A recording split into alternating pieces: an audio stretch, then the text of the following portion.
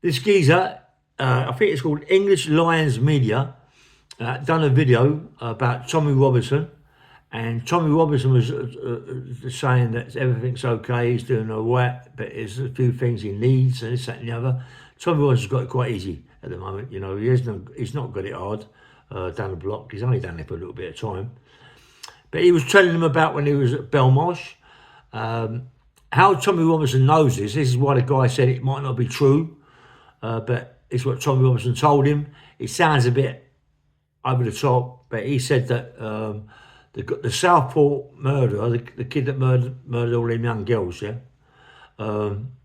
he said that he was 2 cells above him, and he also was also told that this guy gets the freedom walking about, and he also goes to the mosque twice a week. Can't see that Tommy Robinson would know all that, only if maybe a screw has told him.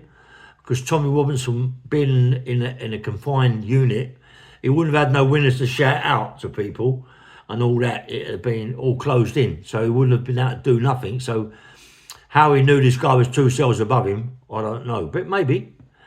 It reminds me when I go back to the years of me, when I bashed up those 2 Sri Lankans in the scrubs for sexually abusing a young girl and giving her all sorts of venereal diseases and all that sort of thing. And I was asked to bash them up, and I did. I battered them. I smashed them to pieces.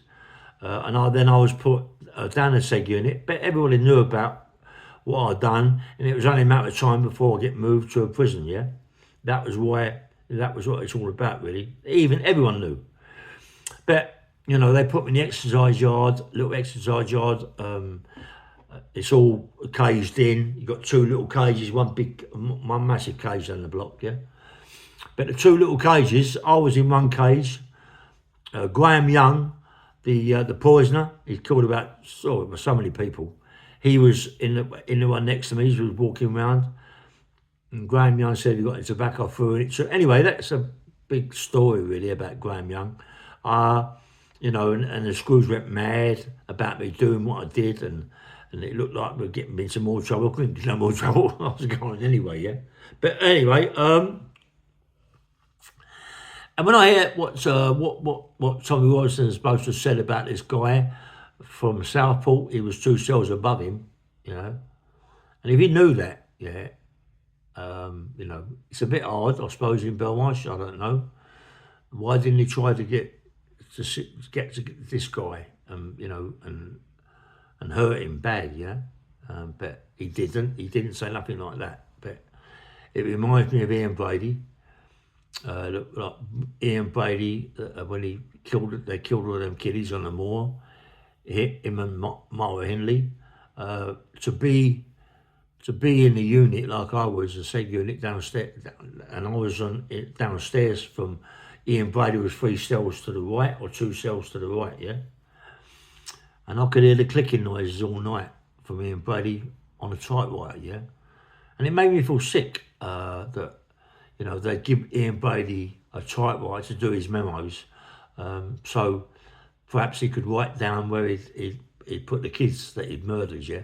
Because there was people that never actually got to see their kids ever again, yeah? And then no one knows where they're buried. So you can imagine what sort of man that Ian Brady was, you know, and Mara Hindley, yeah? So you can imagine to get hold of Ian Brady would be something that everybody, from people outside to people inside, want to get hold of him and really oblige him. And me being in the same block as him, and him being above me, 2 cells to the right or 2 cells to the left, or whatever it was, yeah, I had to try my hardest to get up them stairs to Ian Brady when I'm left out of the cell, because what happened, I would get hearing clicking noises for 2 or 3 nights, and his crew actually told me that it was Ian Brady on a typewriter.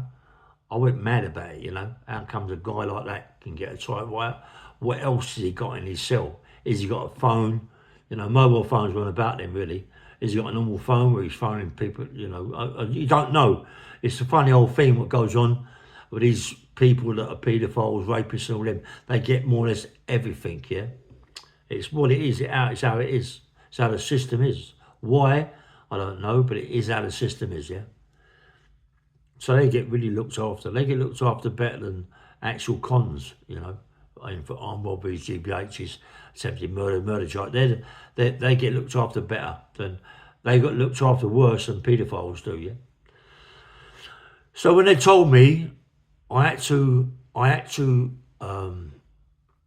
somehow get up to Ian Brady and just do what I got to do, which everybody I would have done.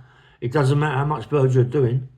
Me getting a life sentence for doing something to that guy, really really bad.